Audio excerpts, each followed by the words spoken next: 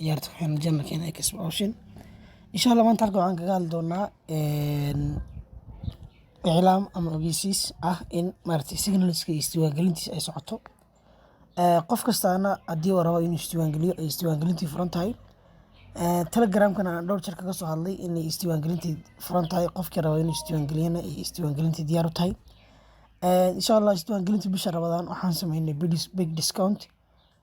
Sidii aan idiin sheegay iclaamkii hore waxaan maqnayn bishii March iyo bishii February wax kalena kumaan maqnayn waxaan ku maqnayn in aan maaragtay bedelno applicationka hore ee Fix Alert oo ku bedelno application kale.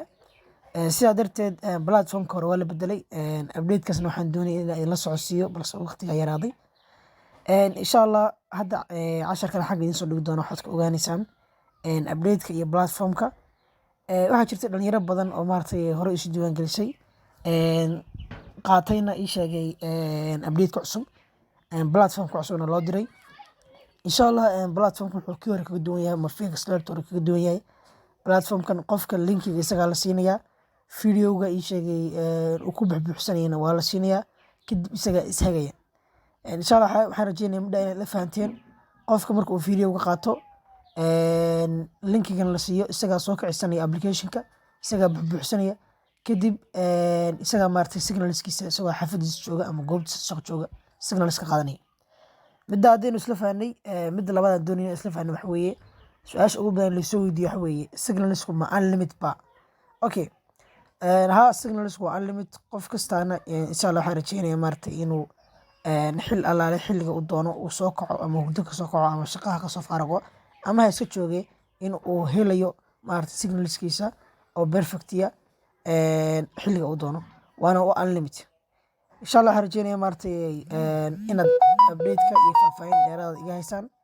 Waxaan rajeynayaa insha Allah wixii su'aalo kale qabtaan waxaan rajeynayaa inaad maaragtay commentiga igu weydiin doontaan. Midda kale aan ku darayo update-ka waxa weeye groupka Telegramka waxaan soo gelinayaa linkigiisa xagga hoose. Dhalinyarada inta badan Telegramka WhatsApp-ka iga soo weydiisa insha Allah Telegramkana xagga hoose aan dhigayaa linkigiisa. Waxaan rajeynayaa insha Allah qof waliba inuu Telegramka ku soo biiri doono wixii su'aalo qabana halka iga weydiin doono. Midda labaad ee ah signalsku ama applicationka signalska bixinaya waa intees. Applicationku waa 100% waa 99% qofku maaragtay signalskiisa wuxuu u helayaa si perfectiya. Insha Allah waxaan rajeynayaa maaragtay in wixii su'aalaad qabtaan san idiin sheegayba aad xagga hoose igu soo sheegi doontaan.